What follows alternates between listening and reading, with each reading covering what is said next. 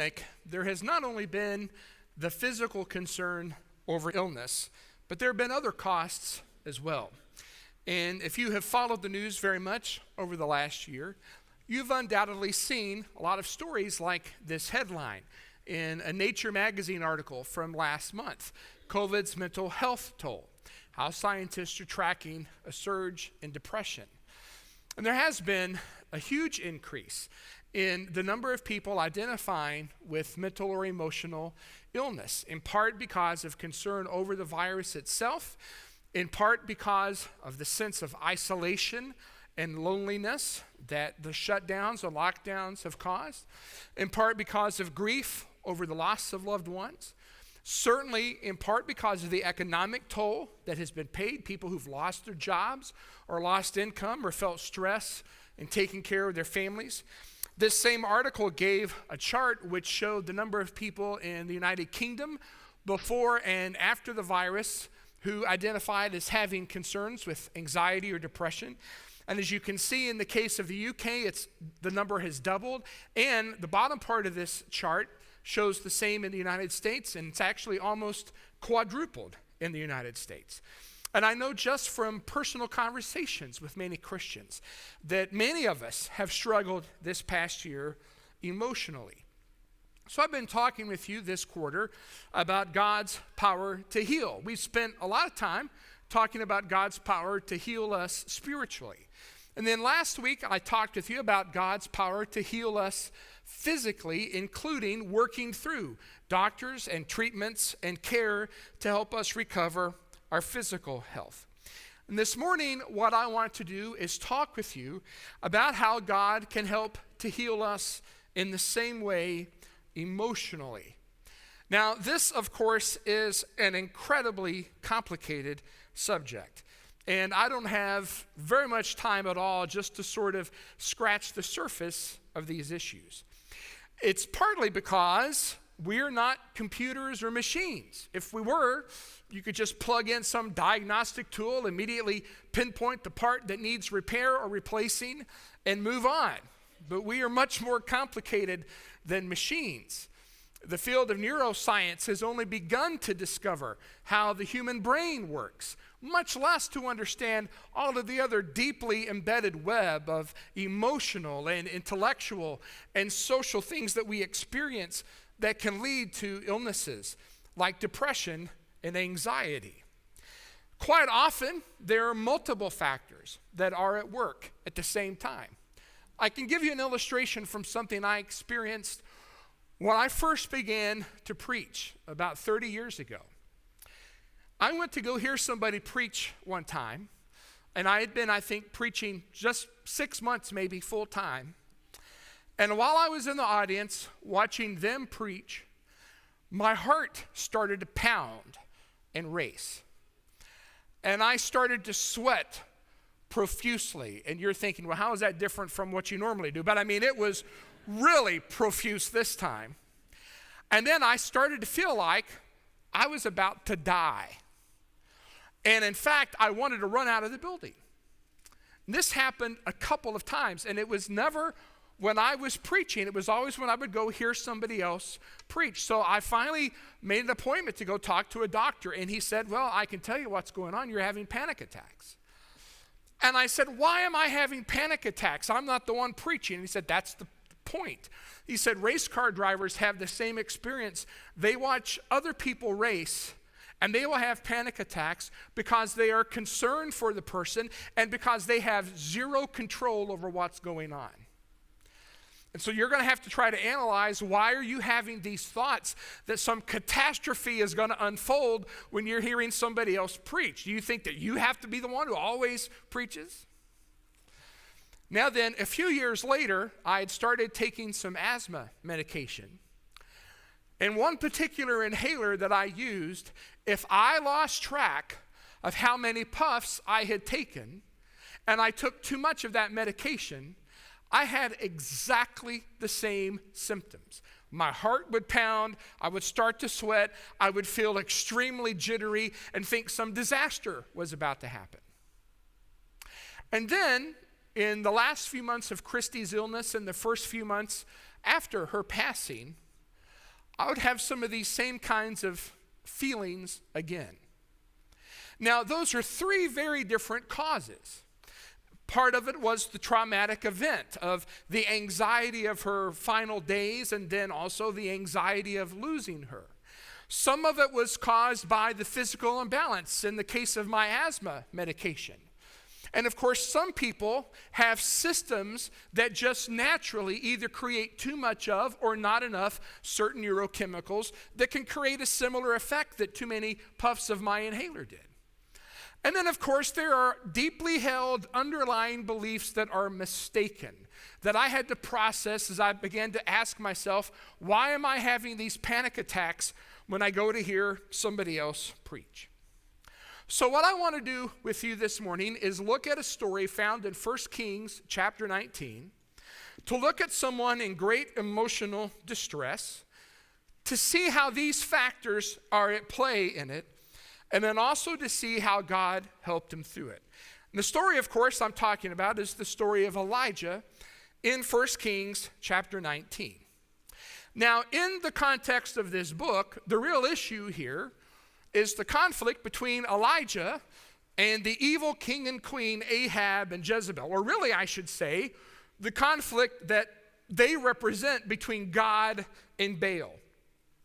I'm sure you remember the story in chapter 18 of the decisive confrontation on Mount Carmel when Baal proved to be incompetent to do anything. But we all know that one victory in battle doesn't mean the war is over. So chapter 19 verse 1 says, Ahab told Jezebel all that Elijah had done and how he had killed all the prophets with the sword. Then Jezebel sent a messenger to Elijah saying, so may the gods do to me and more also, if I do not make your life as the life of one of them by this time tomorrow. No one can doubt that Jezebel was capable of carrying out this threat. If you just glance back over to chapter 18, verse 13, she has already instigated a slaughter and a purge of the prophets of God. And so 19:3 says, then he was afraid, and he arose, and he ran for his life, and came to Beersheba, which belongs to Judah. Remember, Ahab and Jezebel are up in the north, in northern Israel. Not only does he flee south to Judah, he goes to the furthest southern point in Judah, the city of Beersheba. But he doesn't stop there.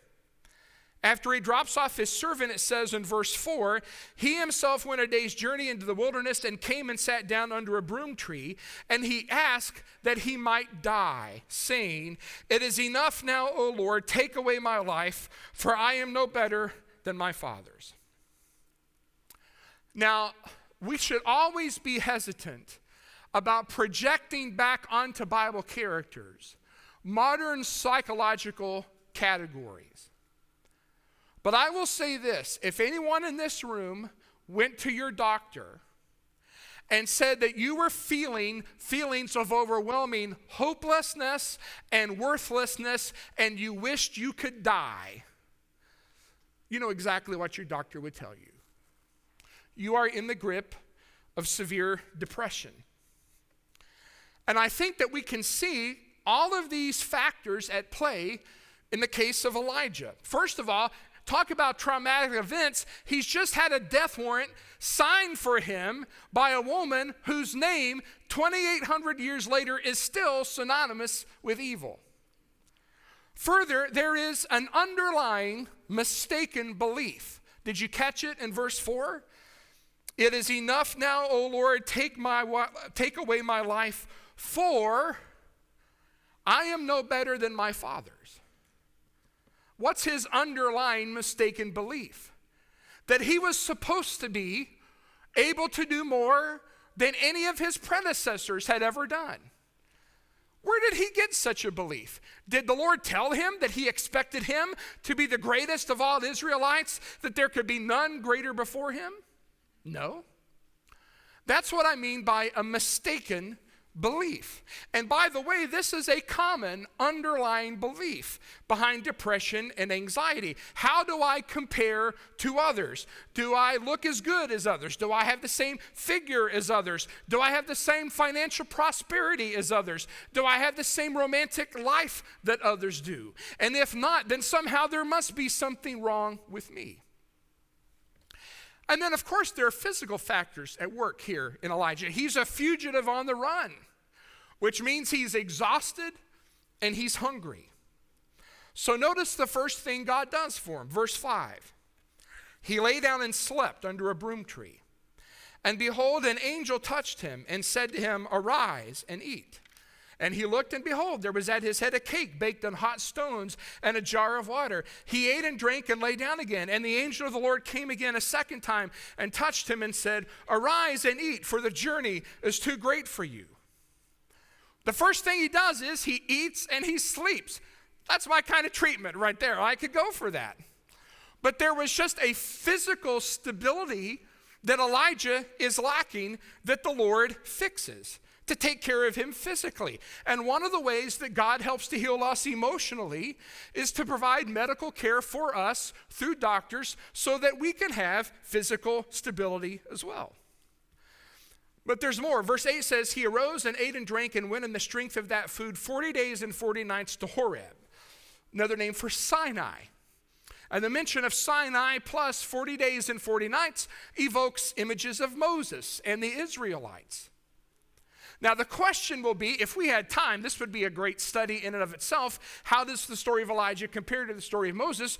We know what kinds of things Moses experienced on Mount Sinai. What will Elijah experience? Verse 9, there he came to a cave and lodged in it. And behold, the word of the Lord came to him, and he said to him, "What are you doing here, Elijah?" He said, "I have been very jealous for the Lord, the God of hosts. For the people of Israel have forsaken your covenant, thrown down your altars, and killed your prophets with the sword. And I, even I, only am left, and they seek my life to take it away." Is everything Elijah is saying here actually true? No. He is not the only righteous person left to fight the good fight. And all of Israel has not gone into apostasy. But apparently what Elijah assumed is that after that dramatic showdown on Mount Carmel, that the wicked regime of Ahab and Jezebel would just completely come crashing down all at once and be swept away by a great national revival. And when those expectations did not come true, which were unwarranted, understandable, but unwarranted, Elijah now thinks that his work is worthless. So notice how the Lord helps him to understand what's happening. Verse 11, he said, "Go out and stand on the mount before the Lord." And behold, the Lord passed by, and a great and strong wind tore the mountains and broke in pieces the rocks before the Lord. But the Lord was not in the wind. And after the wind, an earthquake. But the Lord was not in the earthquake. And after the earthquake, a fire. But the Lord was not in the fire.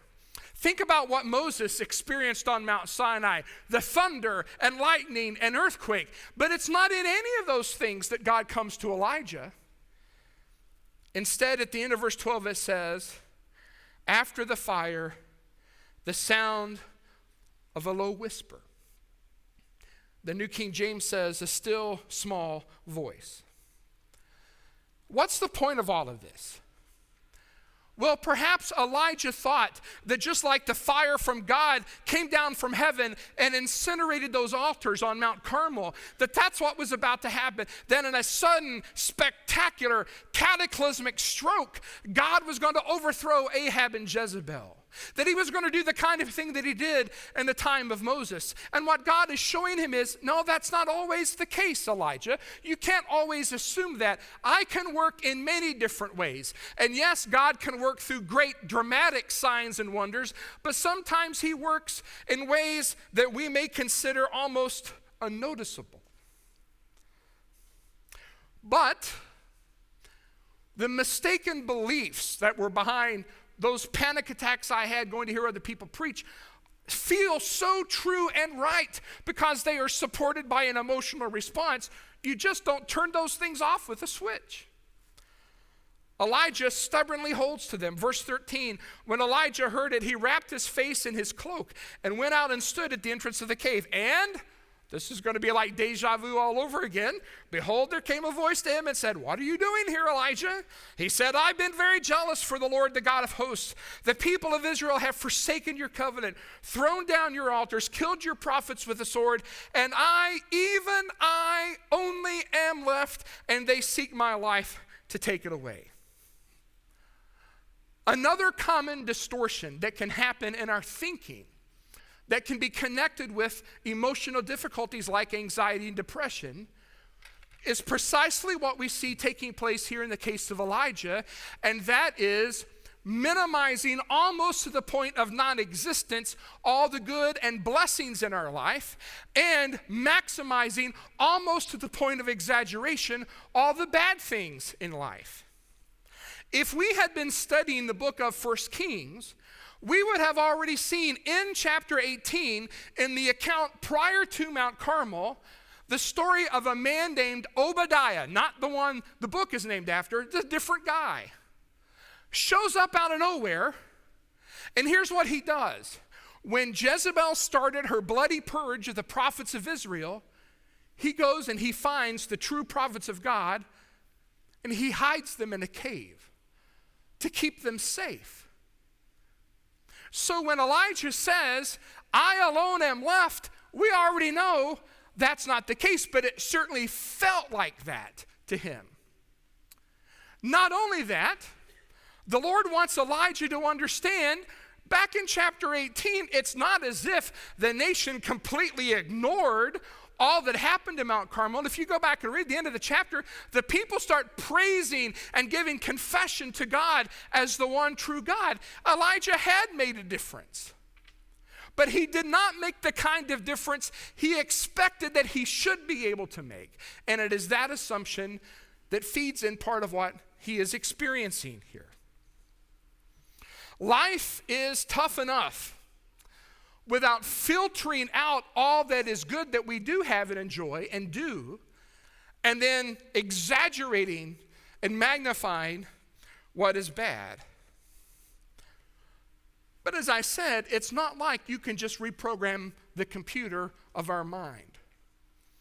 Often these mistaken beliefs have been triggered by traumatic events that create physical imbalances, all of which help to reinforce the deep physiological and psychological concerns.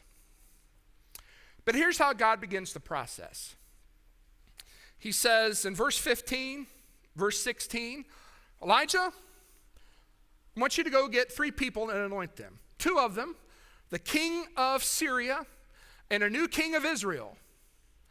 I want you to anoint them as kings, and then I want you to go find another guy, Elisha, and I want you to anoint him as a prophet.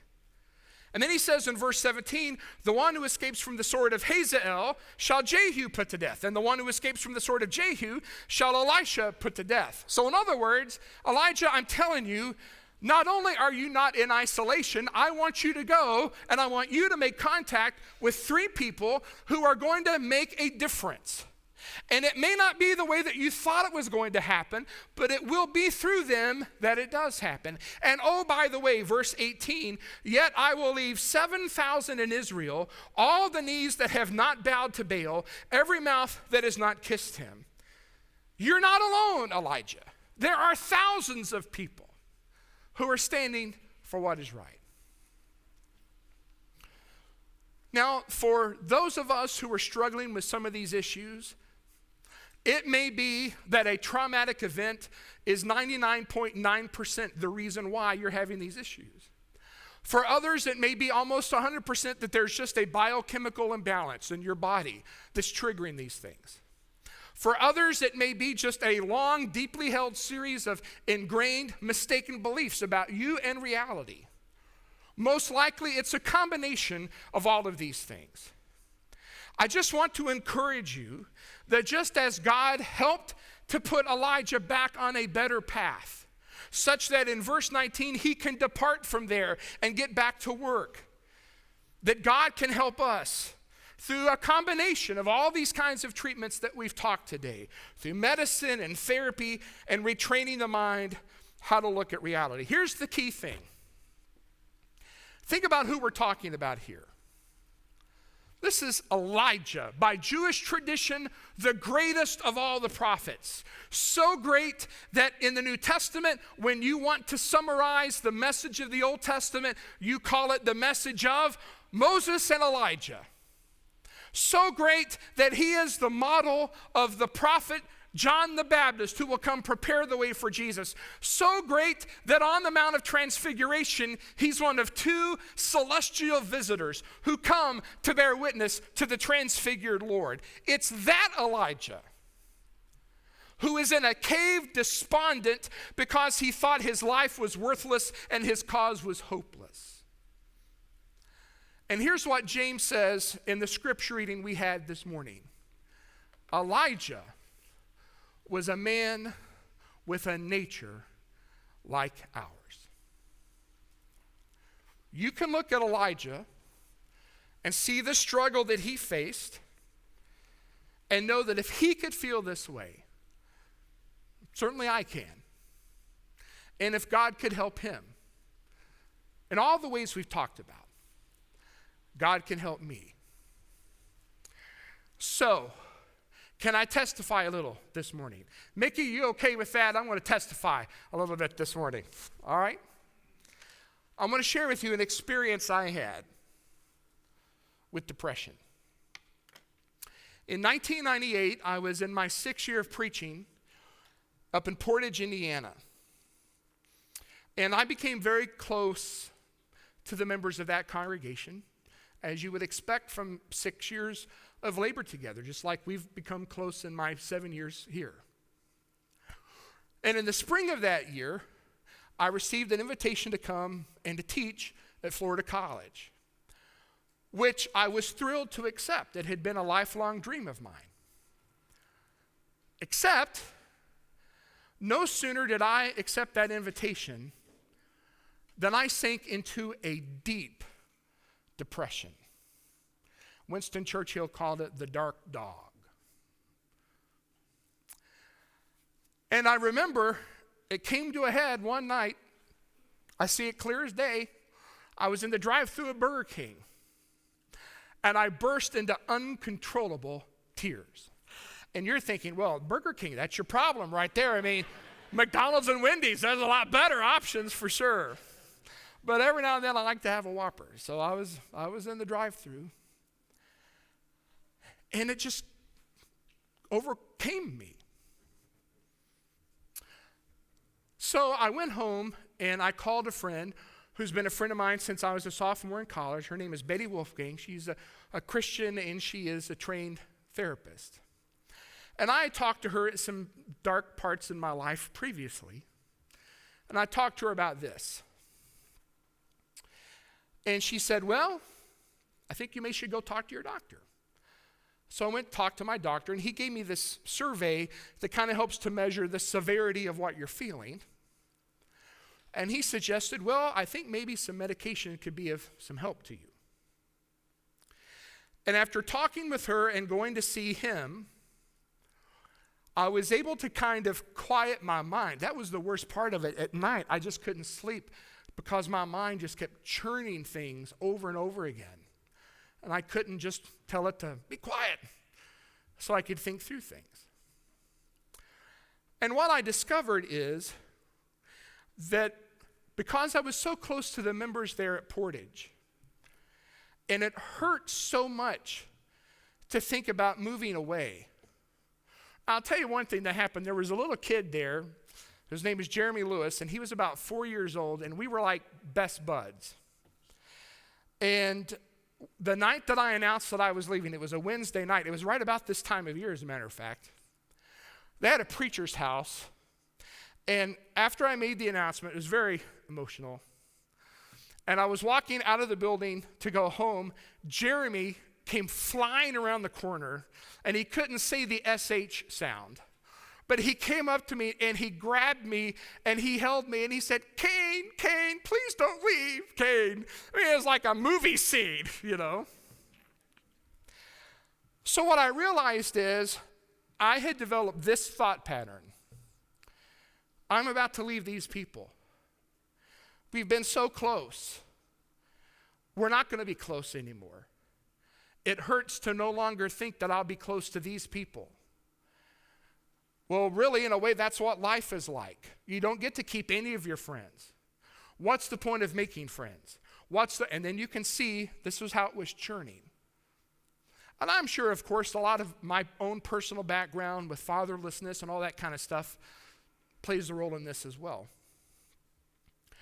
But once I started talking to Betty and once I went to see the doctor, then I found I was starting to get back to a position where I could calm my mind enough to step back and start to think through some of this. And then to realize that, well, no, just because I'm going to move to go live in a different state doesn't mean that my close relationship has to automatically end. That's just wrong. That's a mistaken belief. But it felt so true. You see what I'm saying? It felt so true. I thought it had to be, and it was not. And to show you how mistaken that belief was, 20 years later, in October of 2018, with me in the hospital room, when Christy took her final breath, were brother and sister Trey and Kristen Gilliana from Portage. Trey, that morning, got in the car, drove straight down to be with me.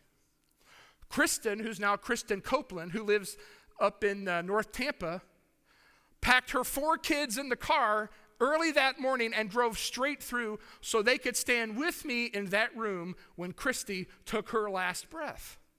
Well, how do you get friends like that, right? And they weren't the only ones. I'm looking at others who did that. But you see, I was just wrong. It felt so true, but it was wrong. And then just to kind of cap it all off, this week, another family from Portage was in town, and we had supper Tuesday, and the Gilliana's mom and dad are in town, and we all had supper last night. And it was funny, Kristen's dad, Marshall, said something, could not have been better for this sermon than if I had scripted it off, where we said, you know, the great thing is, when we see you, it's like we've never left. It is. But I'll tell you, I couldn't just hit a switch. I couldn't just reprogram a program and get that sorted out in my mind. It was complicated, difficult stuff, and what I experienced was nothing compared to what I know some of you experience. I just want you to know there is hope. I want you to know that God heals. And that just as God can heal working through the people and treatments and things that he has given us in this created order, I want you to know Elijah was a man with a nature like yours. And God could help him, and God can help you. And of course, the greatest reason of all we have to see relationships. The reason ultimately that I have my relationship with the people I just described is because of Jesus Christ. He gave me those people. And he has given us himself so that we can have a relationship with him and to help us to have healing in every sense of the word.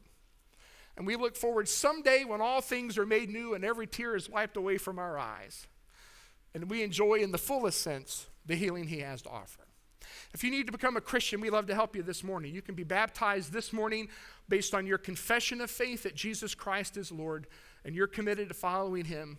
And if you're a child of God, I hope you'll be encouraged to follow him. Let us know if we can help you while we stand and sing together. Jesus is been calling you.